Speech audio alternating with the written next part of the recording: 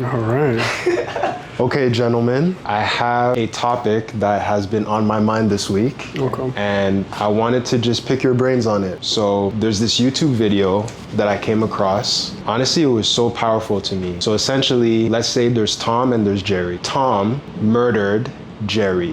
There was a situation, Tom robbed Jerry. So now the video fast forwards to them being in court. And the judge calls Jerry's father to the stand. Jerry's father's there, and the judge is like, what would you like to say as like a final statement? Jerry's father looks straight at Tom, dead in the eyes, and says, Tom, I feel sad for you, and I'm upset at the devil for instilling something in you to be willing to murder my son. But my son is someone who delivered pizzas, who is a good civilian, and if he was here today and if he was still alive, he would have wanted to forgive you. So on behalf of my son and my wife, we forgive you for your act and for what you did. And the judge paused, and everyone was just like, whoa. Like, what's going on? So now the judge goes to Tom. She's like, do you have any final statements? And Tom looks at Jerry's father and is basically like, thank you. No one's ever shown me that type of humility. I have my daughter who's in the stands right now. And if that were to happen to her, I don't even know how I would have been able to withstand that type of act. I would be besides myself. But it takes a powerful man to be able to be humble in such a way. They looked at each other and they hugged it out. So my question to you guys, it's a two-part question. Yeah. Oh, wow. Number one, Two-part. if you were Jerry's father, would you be able to really forgive Tom for that? Two, how do you guys see forgiveness? Do you think that to a smaller degree, that's fine, I could forgive the person, but if it's to a bigger degree, I can't go back. There's nothing that will give me that type of humility to be able to forgive that person, I see, right? I see. I really want to hear what you guys would do. Yeah. Two-part question. Yeah, wow. I guess I have some questions about, first of all, the relationship between the murderer and the victim. Were they complete strangers? Complete strangers. Complete strangers. Complete strangers. So it was a robbery gone bad. So Tom and Jerry did not know each other, right? Tom robbed Jerry. I guess he was delivering pizzas at that point, and then Tom and Jerry. this is not the same. This is not the one. Not the same Tom No, and he actually catches him this time. Like actually, it goes down. They have it. It goes down. Damn. So now there's no relation whatsoever. Yeah, then of course I wouldn't be as forgiving as the father was. Definitely not. Yeah. No. Would you Of course be not. able to forgive? Period. Because you said not as forgiving. Does that mean eventually you'll forgive? No, I don't think so. You don't think you forgive? I don't think so. Okay. What about you, JT? I'm trying to put myself in a scenario because like the story what you told me is like the amount of like spiritual power that the guy has, like the father has, to kind of come to that like that resolution and like forgive somebody. Because I don't think he's just saying it. I don't think they're just saying it, right? I'm just To add, sorry to cut you off, to add more to it, but there was like an oath. Do you swear to tell the truth and nothing but the truth? So there's that whole, under oath, you have to say the entire thing. Not saying that certain people won't lie, but it felt very sincere when you were hearing him. Sure. And to give more context, I did forget a part. His occupation, I think he's like a principal, right? Okay. And he's a devout Muslim. One of his things was like kind of practice what he preaches, right? Sure. And to make sure that he does extend forgiveness. Yeah. And I think it came from how his son was, right? Because he was saying that his son, if he was here, he would have done the same thing. So he's following in the footsteps of his son and really practicing his Muslim beliefs. Like that's your son. That's like a part of you. The fact that he forgives somebody. Like this is like he's not gonna see his son ever again. Yeah, exactly. Like, that's someone you love who was taken away from you. Somebody just like randomly just chose this person today, and that was it. Would you be able to forgive it? In a situation like that, like I feel like I'm in court. Take yourself even out of court. Would you find it in you to forgive him? I didn't even know forgiving was an option. Really, I feel like if you presented that to me right off the bat, I didn't really think that would be an emotional response. Someone stolen from you. Right? Like it wasn't a natural cause. Very unnatural. It's like another human being killing somebody else. The thing that trips me up about that, what did the murderer say? He said, no one's ever shown me humility like you have. Because he also has a daughter, right? So he has a child as well. Oh. Even in his mind, he can't even fathom how Jerry's father is willing to extend that hand and be like, hey, I'm going to forgive you after all of these things. So that to me spoke to me. Mind you, the father had no idea who this person is. It's not until after where the judge is like, okay, now for you, Tom, what are your final thoughts so we could wrap this case up, right? And then that's when Tom is like, I want to talk to Jerry's father. By the way, no one's ever shown me this type of humility. And now that you're putting it into perspective, I have a daughter that's here, that's with me right now. I wouldn't even be able to imagine how to act if someone did that to her. So for you, after such a heinous act, You know what I forgive think? me, etc. Et You know what I think? What's up? I think had he gotten away with it, he wouldn't have felt bad. Oh yeah. You think he would have went and turned himself in? He got caught. He has to act that way to try to get a lesser sentence, man. And let me tell you why I say that. Let me tell you. You don't think so? I think you're missing the point. All right. I think you're missing the point. Because he still got sentenced to life in prison. Of course. Right? Of course, but he has to try. But nah, man. What? No, I don't think so. Dude, you think he would have turned himself in? But wait, can I answer? Of course. Just how I feel. Yeah. Nah, I don't think so, man. I think you have to see the video first. Because to me, it's such a foreign concept, right? Something happens to us. We are frustrated, or disappointed, distraught. If I had a child, you guys know how much that's something I want, and someone were to take that away from me, I would be very upset, clearly. Because he probably expected the person to be like, you asshole, you took away my son. But for you to be there as the murderer and being like, damn, okay, I did all of these things, and now the person's like, I forgive you, you're like, whoa. How many human beings on earth do you think could do that? I think is the very huge minority. Because him being like, hey, thank you, just so he could reduce his sentence, the judge won't be like, wow, he said these things. No, instead of 20, like, no, let's go down to 20. No, that's not gonna change anything. To me, I don't know, it felt sincere. Okay.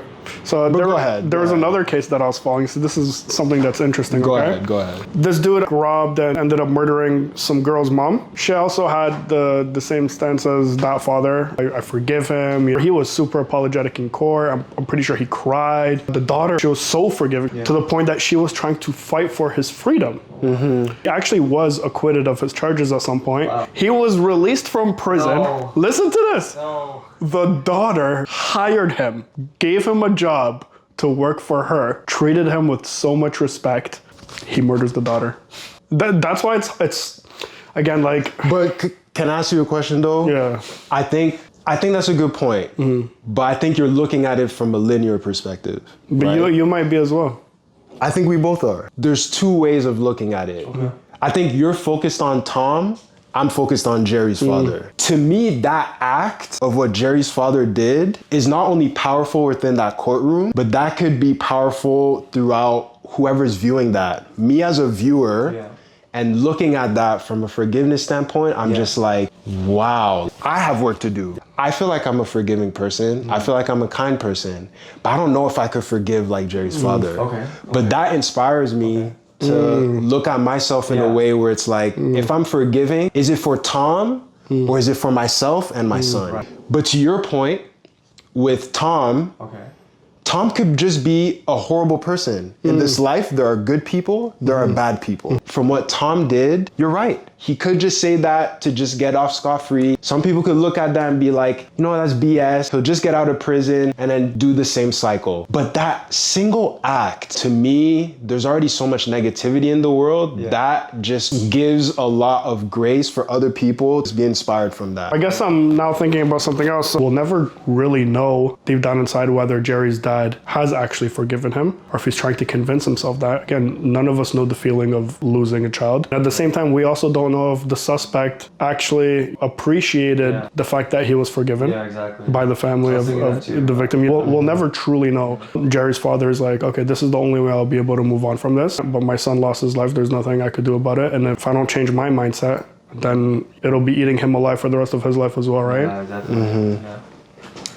Okay, fair. But I think that's forgiveness in itself. Certain things happen in your life where you build that muscle, right? So something that catastrophic, I think anything else that Jerry's father would come across would be a lot easier to forgive. Because what's worse about someone killing your son or your daughter? The next time someone cuts you in traffic, that's a lower degree type of thing where you could forgive him. So I think that that's where in life certain things snowball, and it's how you deal with it and how you handle it, which is what builds your character. So I think that he probably did a lot of work to develop himself as a person, to your point. Exactly. Yeah. I think that's how forgiveness comes about. I agree. Right? I actually do agree. So how do you guys see forgiveness just in general? Do you guys have levels to it, or is forgiveness across the board? How do you guys handle that? Definitely levels to it for me. Again, I think it varies person by person. Some people are just so unbothered by pretty much anything. Something that may seem more serious to me might not bother another person as much. Me specifically, like, it really depends on the severity of the situation or how big of a conflict is there. You're cutting me off in traffic. Some people come really close. It's like, oh shit, you almost hit me. In that situation, I might be pissed for like, 5 minutes, but as soon as they're no longer in your view, you can't see them anymore. It's like, oh, that person may have not even existed. Like, I don't know, you know what I mean? But then now, like,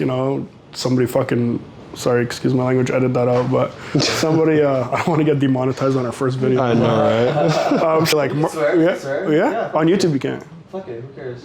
Fuck it. Fuck it. Yeah, fuck it. Say it, pa. No, I don't want to get demonetized. We're editing it out, dude. Yeah. But anyways, but then like somebody murders somebody that I love, like, okay, obviously there's levels to this shit, you know what I mean? Like, But I think even to say that, like, oh, the person cuts me off, I'm not like, I forgive you. I forgive you. With regards to like the murderer, for him to get to that point, he's also like charged spiritually. Maybe he's in a bad place. Like something is pushing him to do something that's so off on the edge of like what's normal, causing violence and pain. Then on the other side of the spectrum, where this guy's forgiving and like so pure with everything, like to bring that aggressive nature to like this middle ground, whether it was genuine or not at that moment, you're having two opposite powers and spiritual levels of like good and evil. There's a peace almost. And then after that, everyone moves on. Judge has another case, maybe it was a drunk driver or something like that, through this act of forgiveness. But look, like here we are talking about it in the future, when this thing happened. Exactly. Like, and now we're conversing about the morality of the situation and also the concepts of like forgiveness. 100%. And you brought a great point, and it made me think of something. You mentioned a specific situation. The next case, let's say it's a drunk driver. Same situation. There's another family. The drunk driver, let's say he feels remorse, but to Momo's point, it's not really sincere. He's trying to get scot-free. But that person that was affected, let's say like it's Elisa, right? And her name's like the mother of like her daughter was driving, whatever, going to prom. Oh, and then, God, man. And then, not prom, I know, prom. She's a young woman, you know. Man, take her to give her life, bro. She was a cheerleader. She was gonna be the prom queen. No she was way. gonna Be prom queen too. And then this drunk driver just did his thing, and then boom. On prom night. Right? Not on prom night. Out of all nights, right? Fine. But now Lisa is distraught, but she doesn't take Jerry's father's approach. She's livid. She's upset. That was my baby. She was gonna be prom queen. It's a different reaction. But let's say now time passes. She realizes that she didn't have as much knowledge when it came to drunk driving. So she looks into it deeper and is like, what can I do to educate people that are in this situation? Let's say she was in a dead-end job that she didn't really enjoy, didn't love, and is like, I want to go back to school so that I could look into law for people that are unfairly treated for drunk drivers. Right. And then opens her own practice. Whoa. And then now she's doing these seminars to help people with drunk driving and these situations, how to cope with it. These are the methods she found. All that to say, with that hypothetical, that negative scenario opened the door to not only positively impact her life, but others as well.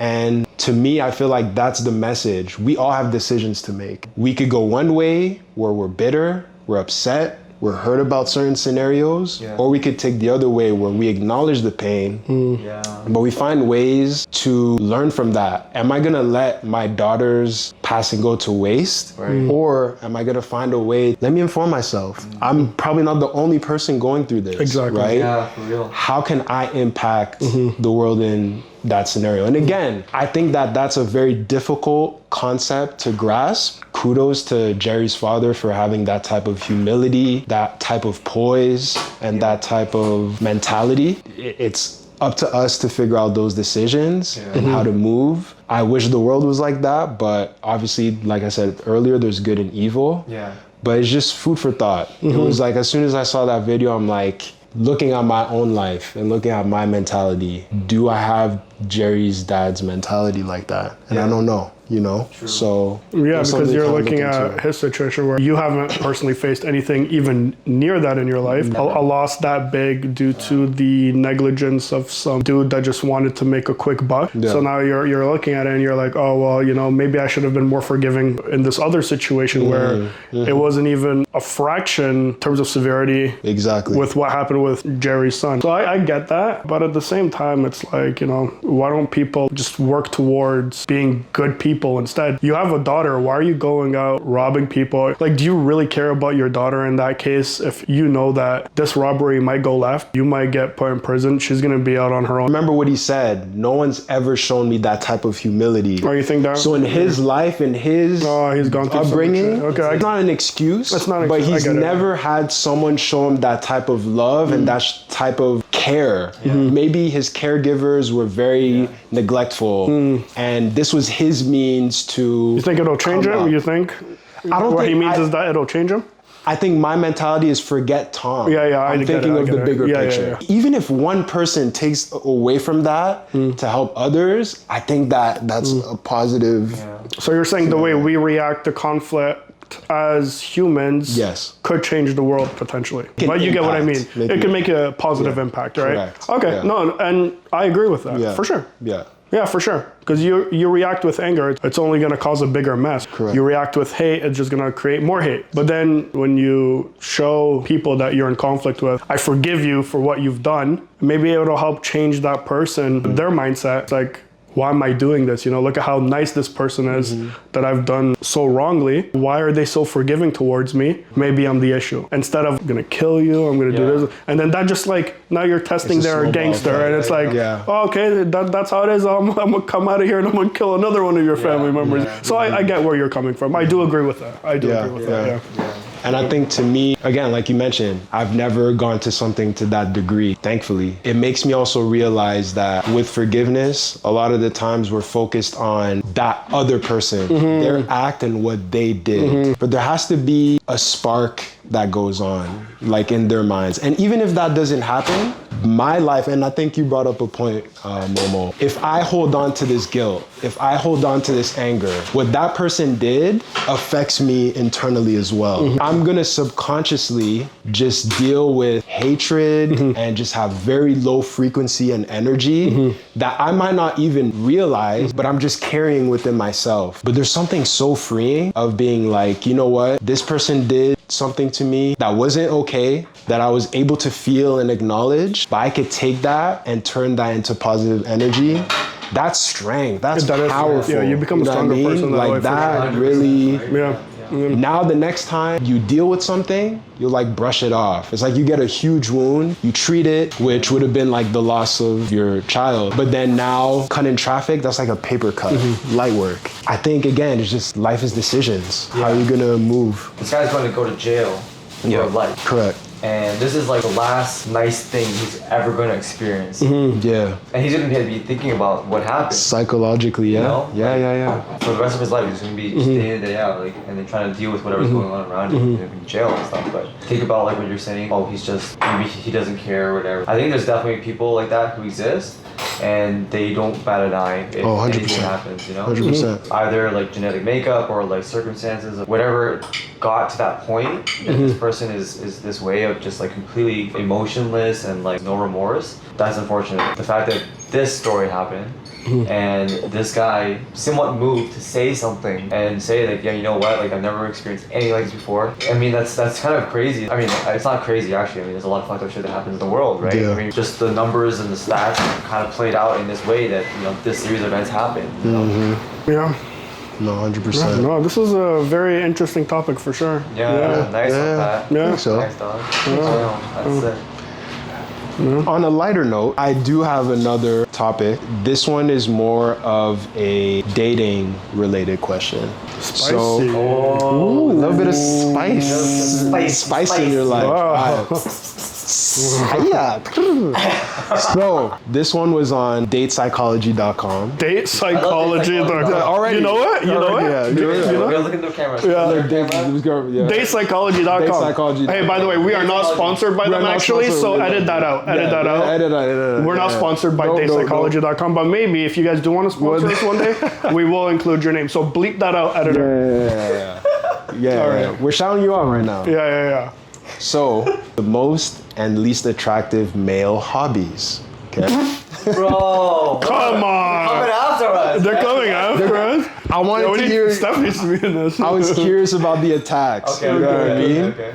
So they did a survey. Allegations. The allegations. How right? dare you? How dare That's what I like to do, man. Right? Because I'm like a hobby. That's a good thing. Okay, you know, no, that's an but- interesting topic. Let's get into this. Right?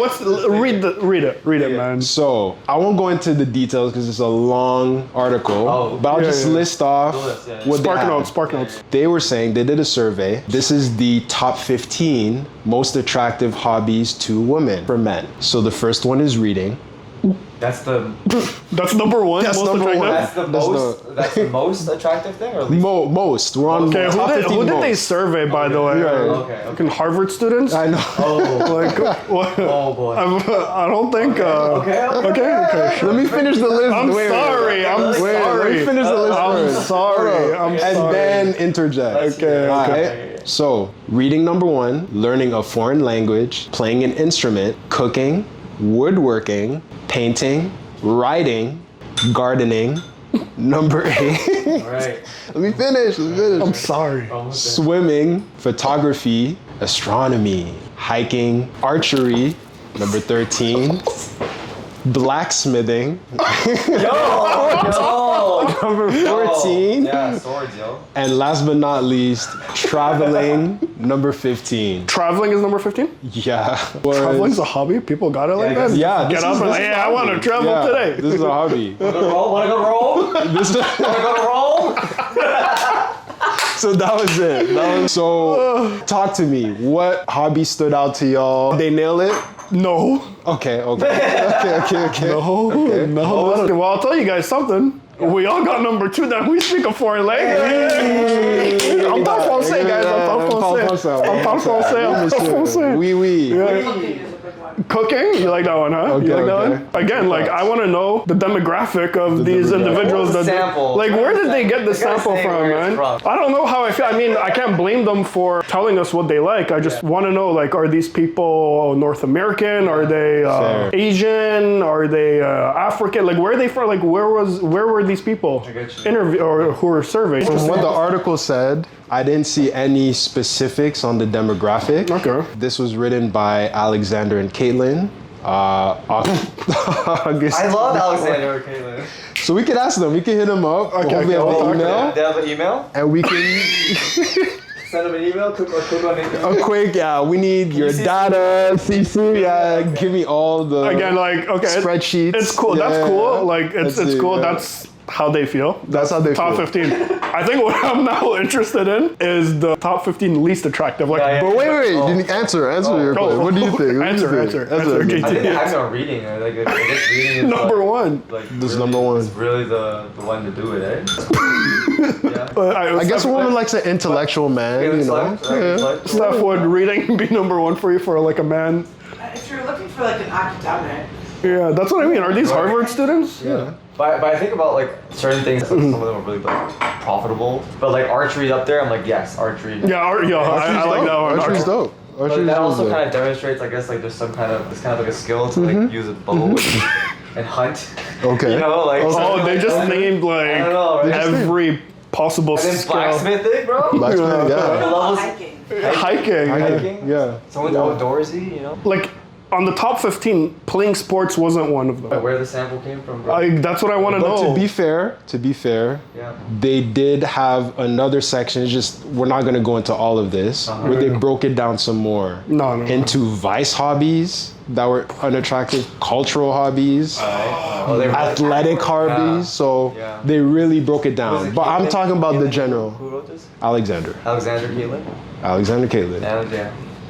We didn't answer. What did I you? didn't answer that. You said archery was good, but I want a direct Oh, you want me answer to from choose you. one out of the list that's the worst, or what? No, like, do you agree with Do you this agree list? with the list? We didn't really see if you agreed yeah, or not. I don't think I really agree with it. But Okay, I mean, like okay, the order of fair. it, sure, but I get it. I get it. Okay, I okay, get okay, it. okay. I get it. Yeah. You get it. Yeah, Okay. The order, I don't know, but whatever's on there, okay.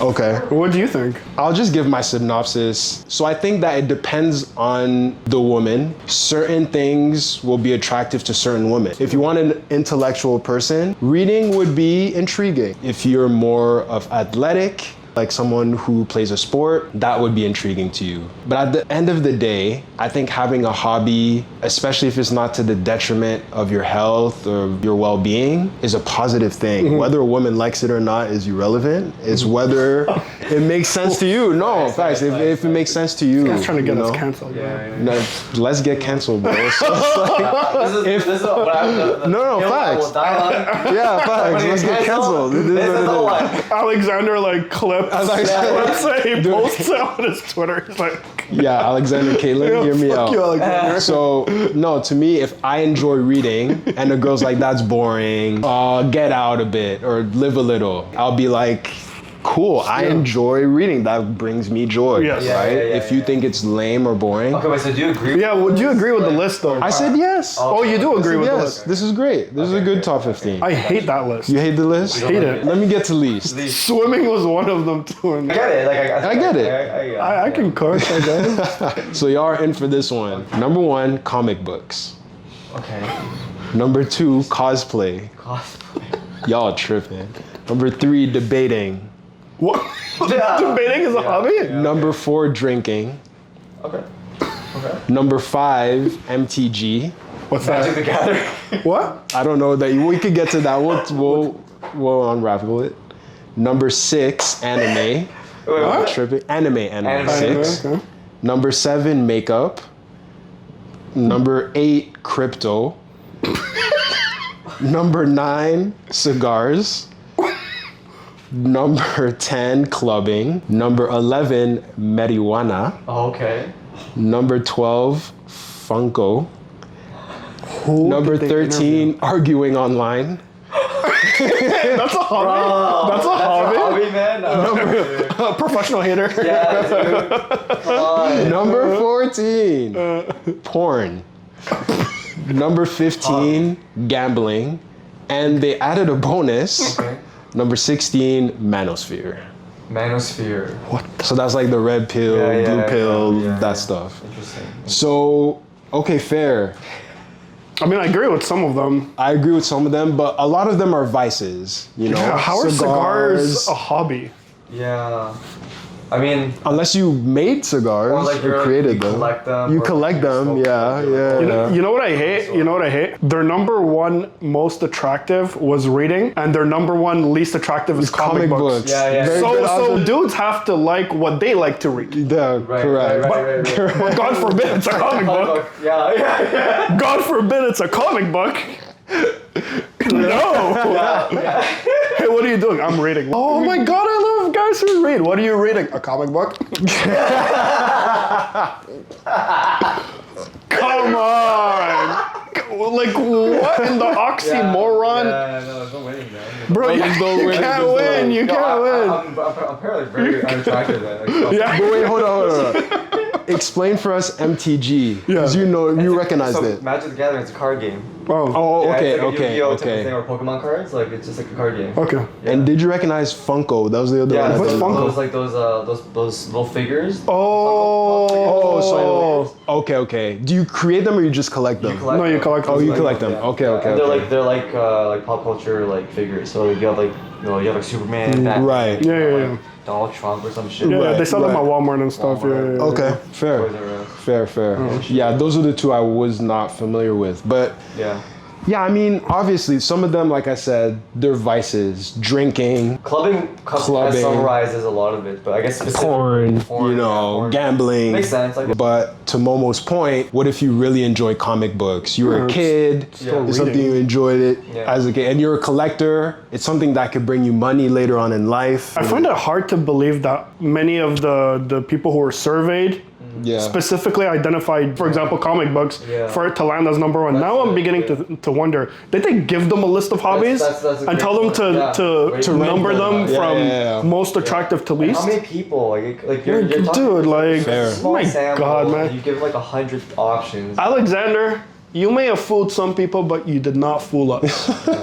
Alexander, you try to push something. Yeah. I don't know if I appreciate it. Yeah. Alexander, do you work for the Illuminati? No. And Caitlyn, not just Alexander. Both? Oh, Caitlyn. Oh, that's not his last name? No, Alexander and Caitlyn. Oh. Two people, two individuals. Evil people. Alex and Kate. Now, there's a few comments that I wanted to read from this article. Okay. What was the site again? Date psychology. Date psychology. So, definitely, for someone in the field of Evo Psych, I am profoundly baffled that you would interpret women's responses here as, if I see a man doing this, I get emotionally and physically excited, as opposed to the rather obvious, based on the aesthetics and cultural practices of my tribe and desired status within it, these are what I want other people to see me as liking, and even what I would like to see myself as actually liking. Okay. So very philosophical type of response. I saw it. Person felt targeted though. Very targeted. But it also it's kind of speaking to how we feel, really, because it's like No, but like we're laughing about it. She sounds pissed.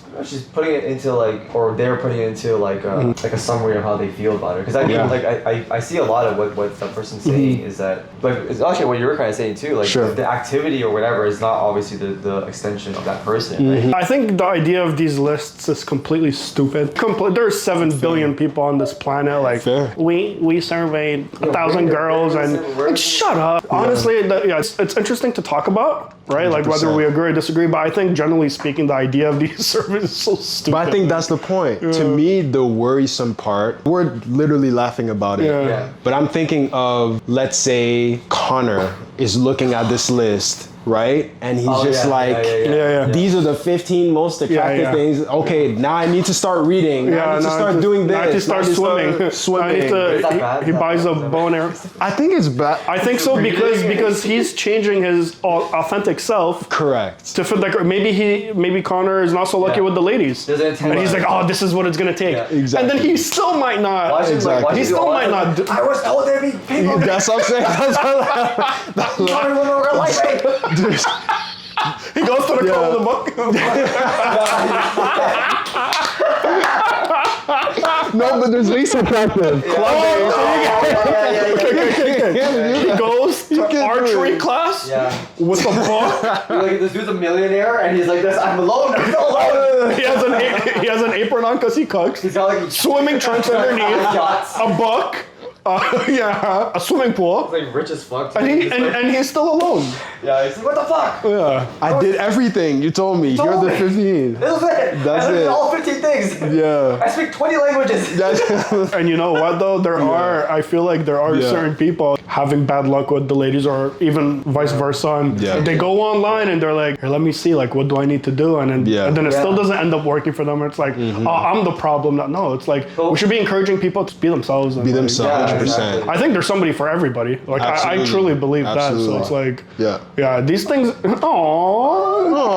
No, 100%. You heard it here, guys. Don't listen to lists. Be your authentic selves, and the right people will follow. Let me ask you a question before we wrap up this segment real quick. Go ahead. Josh, you already know the answer, so please. Gosh. Pat, an airplane crashes between America and Mexico. Oh my gosh. Okay. In which country do they bury all of the survivors?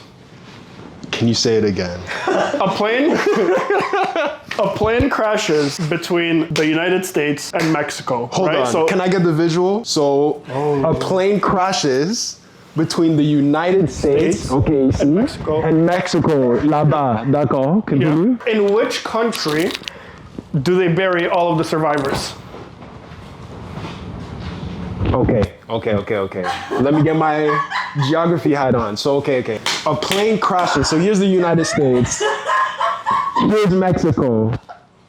The plane crashes between, right? Okay, Between like the border, like literally. Between the border. Yeah, which country do you think they should bury the survivors in?